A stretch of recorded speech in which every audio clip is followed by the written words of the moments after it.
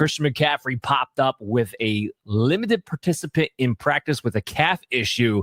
Now, everyone, of course, their butts got real tight on that, right? Because it's like, oh, man, this is going to be the same thing as last year. It's all deja vu all over again. And I will say from one standpoint, it's a little concerning because he wasn't listed with that calf issue at all this training camp, but they have been rotating him in his Thursday. So, Brian, what do you make of this?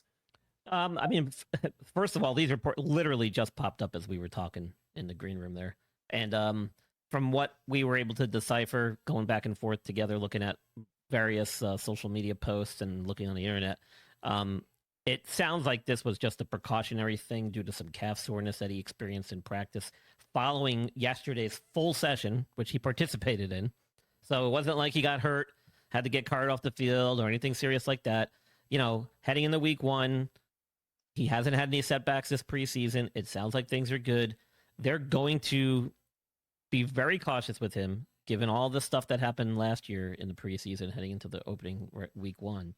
And I don't expect him to take any chances with his health this year because, let's face it, the guy's had major injuries over the last few years. He's lost some time due to injuries. He's getting older. He's a running back.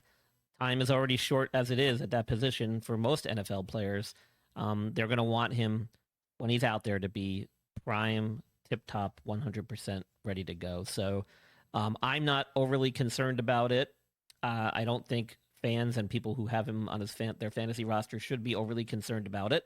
It sounds like it was just a precautionary thing, and that makes sense from a sports medicine healthcare perspective. There's no reason to push a guy through some unexpected or new onset soreness in a body part that he previously dealt with injuries on at this stage of the preseason as you head into week one. Because if you try to push somebody through that or you ignore that, that's when things linger.